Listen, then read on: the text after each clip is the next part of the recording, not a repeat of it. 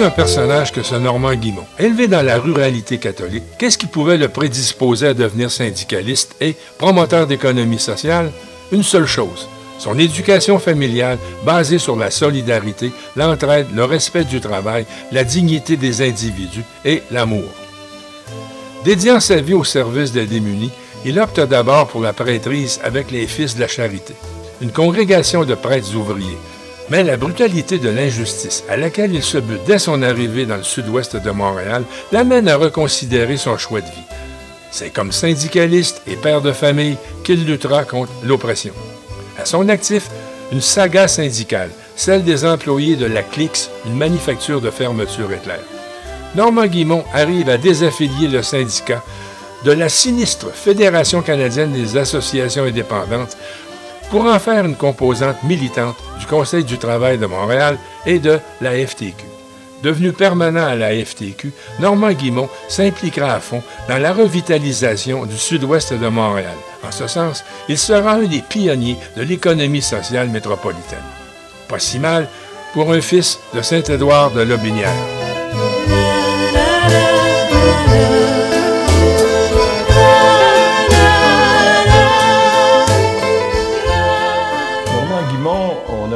On s'est côtoyés longtemps, mais on n'a jamais eu l'occasion de faire avec toi une espèce de retour sur ton parcours. D'abord, à l'origine, t'es pas né en ville, toi. Je viens du comté de Lotbinière, près de Québec, un petit village agricole qui s'appelle Saint-Édouard, dans un rang jouxtant le village, à peu près 1 mile du village.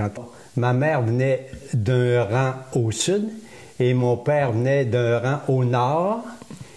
Ils se sont retrouvés, puis ont pris le rang du milieu, qui était le rang jouxtant, qui s'appelle le rang de la rivière Boisclair, le rang Boisclair. Ouais. Mes origines sont là. Je viens d'une famille de 8 enfants, 6 gars, 2 filles au total. Moi, je suis 3e. On a une famille très unie. Mes parents sont établis sur une ferme qui ont parti de rien, une petite ferme. Et mon père a insisté pour développer une ferme qui serait prospère, qui serait respectueuse de l'environnement. Bref, il a mis sur pied un troupeau c'était des vaches laitières, un troupeau de vaches pur sang enregistré. Et il s'est lié étroitement avec les agronomes, les gens qui étaient des conseillers. Comment cultiver la terre, comment respecter la terre, comment produire sans jouer à plein l'industrie chimique. On a gagné toutes sortes de prix dans les expositions et gagné des prix aussi du mérite agricole, médaille d'argent et médaille d'or ensuite au niveau du mérite agricole du Québec, au niveau du Québec. Ah mon Dieu! À l'âge de 5-6 ans, déjà, on conduisait le tracteur. Puis moi, qui a jamais été gros puis grand, là, il fallait que je mette les 2 pieds sur la pédale pour être capable de l'arrêter. Juste un pied, je n'étais pas capable. Mais à 5-6 ans, on faisait ça. Conduire le tracteur pour recueillir le foin, ramasser les grains, ramasser le maïs, des choses comme ça. Donc, on a été initié rapidement au travail de la ferme. Puis en même temps en jouant. Tes parents, est-ce qu'ils étaient instruits? Ma mère, professeure d'école. Ah oui, enseignante. Oui. Elle a enseigné seulement 2 ans. Oui, parce que les femmes mariées n'avaient pas le droit d'enseigner. Exactement. Mais elle a adoré la place. Elle a toujours cultivé, gardé cet esprit-là d'enseigner, de montrer. Donc, quand on arrivait à l'école, faire les devoirs, c'était facile avec elle. Puis elle se plaisait à nous aider, puis à nous faire travailler. Tu sais, on venait de l'école, puis on recommençait. Tu sais, on était 6 autour de la table à faire les devoirs. Puis ça, c'est juste avant d'aller faire le train à l'étable. Là. Tu sais, là, on faisait nos devoirs, après ça, on changeait, puis on allait faire le train. Donc, mon père, lui, il a toujours rêvé d'aller au collège. Puis comme il était 4e ou 5e dans la famille des gars. Une grosse famille. Une grosse famille, il était 11. C'était prévu qu'il aille au collège. Mais l'hiver précédent son entrée au collège, son père, qui est mon grand-père, s'est fait couper un bras complètement en faisant du sciage. Une aventure très, très, très difficile pour la famille. Et ça l'a mis fin au projet de mon père qui a dû rester sur la ferme comme pour remplacer son père. Il avait besoin d'une main supplémentaire. Mais mon père a toujours rêvé du collège. une des choses que mon père et ma mère nous ont laissé, c'est toute la question de la justice avec les voisins. C'est ça, c'est clair. On joue pas, on manigance pas, on fait pas ça. Ça m'a marqué. Ensuite, toute la question d'esprit d'entraide. Mon père faisait partie d'une coopérative agricole. C'est là qu'il a commencé à découvrir la coopérative, qu'est-ce que c'est. L'entraide, mais organisée. Ça permettait d'avoir des achats collectifs pour payer moins cher, mais en même temps, beaucoup de conseils sur c'est quoi les meilleurs grains, puis après ça, aider à vendre aussi les produits. Ton père s'impliquait aussi dans la gestion de la coopérative. L'entraide aussi dans les corvées. Les corvées, je me rappelle d'une, je devais avoir peut-être 7-8 ans. Il arrivait que des fermes, on était un village agricole principalement, les fermes passaient au feu, il y avait un feu. Là, le curé permettait que le monde travaille le dimanche parce que c'était exceptionnel. On n'avait pas le droit de travailler le dimanche, hein? Sauf sur la ferme, il fallait faire le train le matin pour s'occuper des animaux. Mais aller travailler ailleurs, on ne pouvait pas. Et là, je me souviens que 2 ou 3 dimanches en ligne. Il y a eu des dispenses. Oui. Puis là, il y avait Corvée, il y avait, peut-être une vingtaine de personnes qui allaient là avec leur métier, avec... puis dans le temps, il n'y avait pas de scie électrique, il n'y avait rien. Tout se faisait à la main, le marteau, il n'y avait rien, l'aiguine, le ciotte. Et moi, j'y allais, puis j'étais... Ça revient à l'histoire un peu des Canadiens français. J'étais porteur d'eau, puis porteur du clou. C'est moi qui transportais les clous, puis transportais l'eau. T'avais quel âge, à peu près? J'avais 6-7 ans. Ah, d'accord. Maximum. Alors, trop jeune de prendre le marteau, parce que c'était des gens qui avaient des métiers, qui avaient des habiletés. Mais je me souviens de ça, mais ça, c'est l'anecdote. Mais ce qui me frappait le plus, c'est l'esprit d'entraide. Il y a du moment qu'il arrivait de quoi, un voisin mal commode, les gens étaient là aussi. Ça m'a marqué. L'esprit d'entraide, l'esprit de justice, la générosité aussi, pour être capable de donner. Alors, on était 6 gars, et mon père et ma mère qui avaient ce projet de développer une ferme... il disait, il n'y aura pas d'ouvrage pour 6 gars à un moment donné. Donc, mon père et mes parents, ils ont dit, écoutez, nous autres, l'instruction, c'est important. On n'a pas beaucoup d'argent, mais on est capable de vous faire vivre. Votre héritage, ça sera votre instruction. Et là, c'était au collège classique, au collège de Lévis. Tous les garçons y sont passés? Ou? Tous les garçons, sauf... le deuxième. Ah bon? Le deuxième qui, lui, parce qu'en prenant un pour prendre la relève de la ferme, mais aussi pour aider à mon père. Il n'a pas été au collège, il avait le talent comme nous autres, mais lui, il était plus manuel. Et au collège, vous êtes pensionnaire, évidemment? On est pensionnaire. Vous revenez à la ferme toutes les fins de semaine ou seulement? Une fin de semaine par mois. Et là, on revenait, puis on faisait tous les travaux de la ferme. Là, mon père en profitait de me donner de l'ouvrage. Ma mère lavait le linge oui. d'un mois. Hein? On ne changeait pas de chemise blanche à tous les jours. Non. Mais ça devait être sale en sacrifice. Ma mère, elle faisait le lavage. Et là, quand les voisins passaient, ils disaient « Ah, les gars d'Henri-Louis et d'Anne-Marie sont à la maison, sont sortis du collège. » Parce qu'ils voyaient la corde à linge, genre 15 chemises, genre 10 paires de pantalons. Ils voyaient tout ça. Puis, hiver comme été, parce qu'il n'y a pas de sécheuse. Là, j'ai fait l'expérience du concept sport-études. C'est merveilleux parce que s'il n'y avait pas eu de sport, je ne serais pas resté. Mais là, imagine, on avait 200 personnes pensionnaires. On avait comme 10 fois plus de gens disponibles à faire du sport qu'on avait dans notre propre village. On n'avait pas d'auto dans le temps, alors on voyageait avec un autre qui était pensionnaire aussi. Ton père n'avait pas d'auto? Il n'y avait pas d'auto dans ce temps-là. Ça, c'est dans les années... Il se déplaçait comment pour aller au village, mettons? En tracteur. En tracteur? Tout se faisait en tracteur. Sérieux? On roulait à 35 000 à l'heure en tracteur. Ça, c'est la vitesse de route? C'est la vitesse de route. Et il y avait installé une cabane sur le tracteur. On pouvait embarquer 8 là-dedans. Ah, mais tu sais, 8 quand on était plus petit, là. On allait à la messe de minuit en tracteur. Mais là, toute la famille était dedans, là. T'sais, il y a ma mère, elle, qui embarquait avec le voisin qui avait une auto. Alors, 8 ans au collège Lévis. J'ai passé ces 8 ans-là. J'ai l'impression que je me suis jamais trop ennuyé, sauf de la famille, bien sûr. On avait hâte de revoir nos parents, tu sais.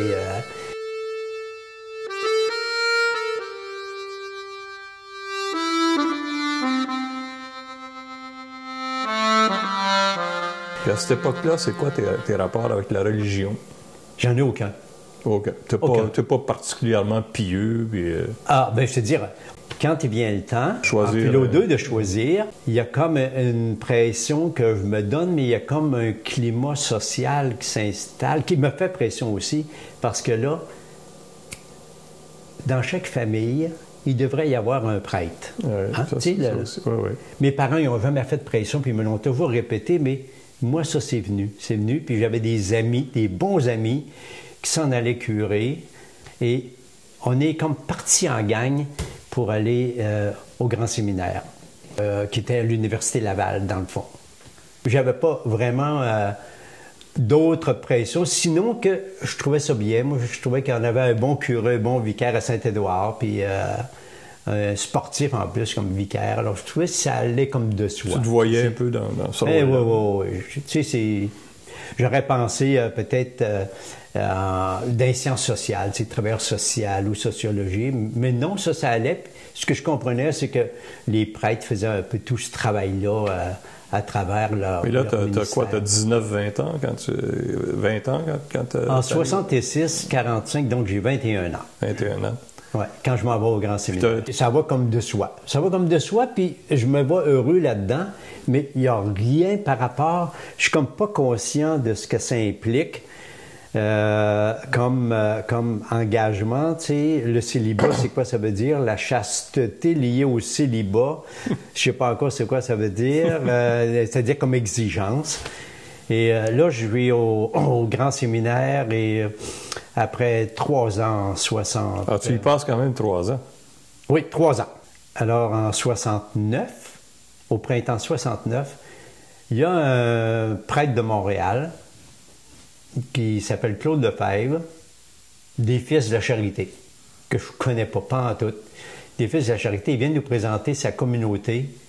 Il faisait comme du recrutement et il venait parler un peu de la communauté. Donc, les Fils de la Charité, c'est une communauté issue de la France, des Français.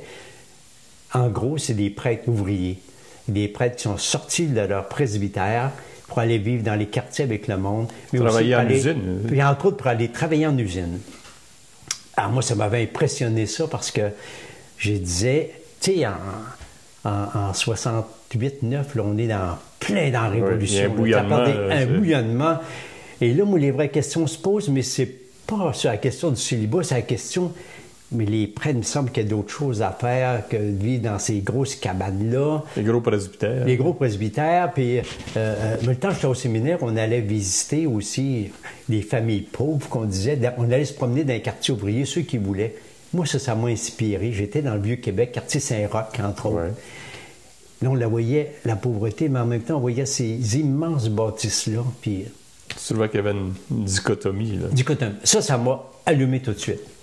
Donc, ça c'est au printemps 69, je prends la décision, je ne termine pas ma théologie à Québec, je m'en viens à Montréal. Alors, j'ai établi le contact avec Claude Lefebvre, avec les Fils de Charité, et au mois de juin, je m'en viens à Montréal. Mais dans l'intention de finir ta théologie à Montréal? De rejoindre les Fils de la Charité, puis éventuellement de terminer ma théologie. Avec eux? Avec eux, oui. Là, c'est vraiment quelque chose qui m'emballe, au point de déménager dans la grande ville. Je connais pas Montréal pantoute, je suis jamais venu à Montréal.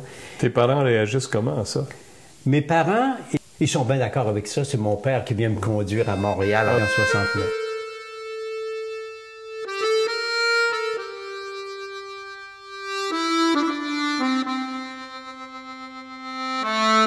Alors, je connais rien à Montréal. Je connais rien des quartiers ouvriers, sauf une petite idée avec le quartier Saint-Roch à Québec. Mes racines, c'est le monde rural, c'est l'agriculture, mais en même temps, avec tout ce qui se développe dans ces milieux-là, de proximité, d'entraide, de solidarité, de coopération, mais avec les valeurs fondamentales aussi de respect, de justice, puis d'amour. Nous autres, il y avait de l'amour dans la famille. Tu n'appréhendes rien, tu sais que tu vas dans un quartier ouvrier. Oui, puis on m'attend, puis je sais que j'ai une place. Alors mon père vient me conduire à Pointe-Saint-Charles fin juin. J'ai aucune idée qu'est-ce que c'est que Pointe-Saint-Charles, mais je débarque là, puis on m'attend chez les fils, près de la rue Charlevoix, la rue Wellington. Ils ont un logement qu'ils partagent à quelques... Ils sont combien? Ils sont 4 qui vivent là. Ils sont 4 dans cette maison-là, mais c'est parce qu'ils ont 3 quartiers. Ils ont Sainte-Cunégonde, puis Saint-Henri. Ah, d'accord. Il y a des prêtres qui sont là, mais ils sont 8 dans la communauté. Mais tu es leur première recrue. Leur première recrue, voilà. Et je me mets en recherche d'emploi. J'ai entendu que tu vas travailler en usine ou... Ça va de soi, puis c'est mon rêve aussi. Eux font tous ça. Non, pas tous. Pas tous, non? Pas tous. Il y en a qui sont impliqués dans le quartier, sur les groupes, dans le sud-ouest, par exemple. Les groupes communautaires, c'était l'effervescence aussi, de ces années-là, avec les comptoirs alimentaires, les coops de logement, tout ce qui est clinique communautaire. Donc, ils sont un peu les instigateurs, mais en tout cas de gros appuis pour les citoyens, les militants qui ont mis ces Mais il y en a qui sont en usine. Oui. Alors toi, tu cherches du travail. Oui, mais c'est eux autres qui me guident. Déjà, ils me disent, tu sais, d'abord, le sud-ouest de Montréal, c'est, avec son fameux canal La Chine, c'est toute l'histoire du développement industriel du Canada. C'est la porte d'entrée pour le développement industriel du Canada. Donc, les usines sont installées beaucoup dans ces quartiers-là. Pointe-Saint-Charles, La Chine, Pointe-Saint-Charles, Saint-Henri, près du canal. Alors, ils me suggèrent quelques usines où je peux aller appliquer. Et la première, c'est une usine de zipper qui est à Verdun, la limite de Verdun, Pointe-Saint-Charles. C'est comme un complexe industriel. Tu sais, plusieurs industries qui sont là-dedans. Je dis plusieurs, peut-être une dizaine de différentes grosseurs. Clicks est une de celles-là. Clicks Fastener. Combien d'employés? À peu près 150, 160 qui travaillent de jour, puis une petite équipe qui travaille de soir. L'équivalent de 20 heures par semaine, toutes des femmes, parce que c'était surtout à l'assemblage pour compléter un peu le travail du jour. Donc, au total, c'est à peu près 200. Je commence à travailler la journée de ma fête, le 28 juin. Ah bon. 69, ça va. Donc, pas longtemps après ton arrivée. Exactement.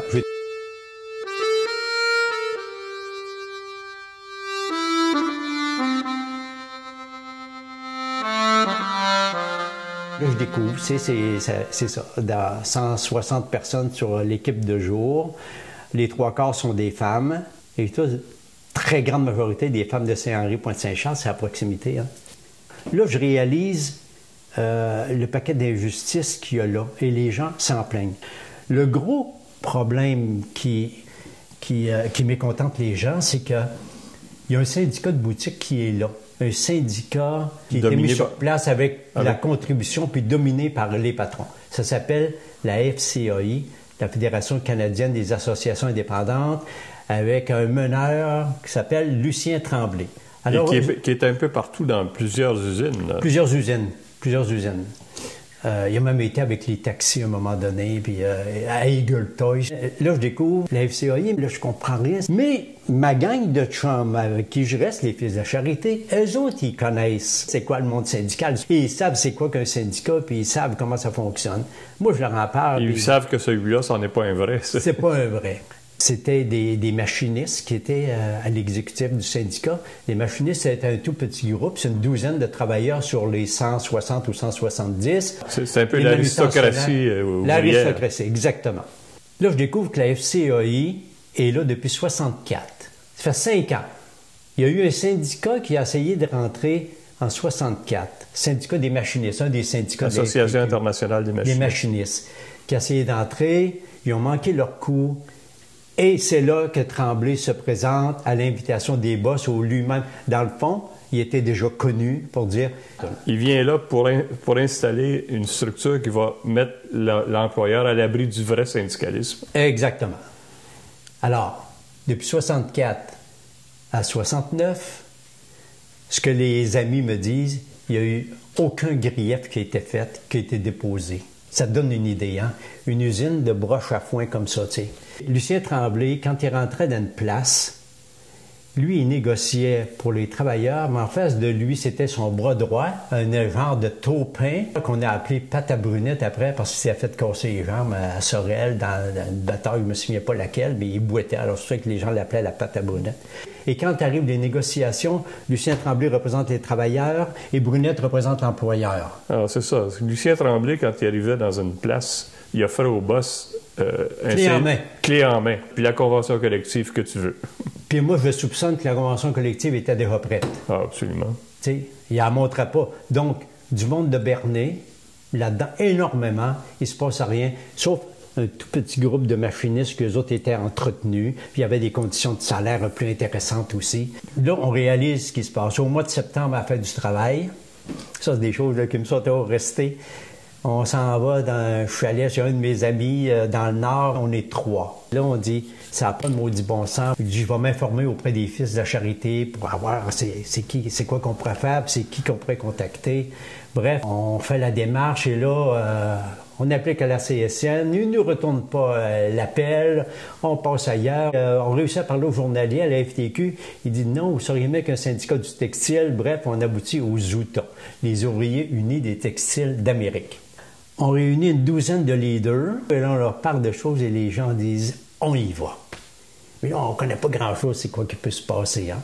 On fait une première assemblée, il y a une quarantaine de personnes qui se présentent. Donc ça, c'était le 7 septembre, disons mi-septembre, une quarantaine de personnes qui se présentent. L'idée, c'est qu'il faut faire signer des cartes de membres à chaque individu. Il ne faut pas que ce soit fait sur les lieux du travail. C'est très sévère parce que Tremblay est déjà là. Tu sais. On découvre après qu'il y a un stool qui est dans la gang. Parmi vos... Ouais. Un gars avec qui on avait confiance. On avait fait ça un vendredi soir. En rentrant lundi matin, là, c'est une dizaine de personnes qui passent au cash, voulaient faire entrer un syndicat, bon, etc. Alors là, ça commence à chauffer. Et là, l'étau se resserre. Puis le 30 septembre, moi, je suis mis à pied, banque de travail. Pour les gens des UTA, du monde syndical, c'est classe d'un congédiement pour activité syndicale. Donc, est-ce que tu es le seul qui... Oui, à ce moment-là, je suis le seul.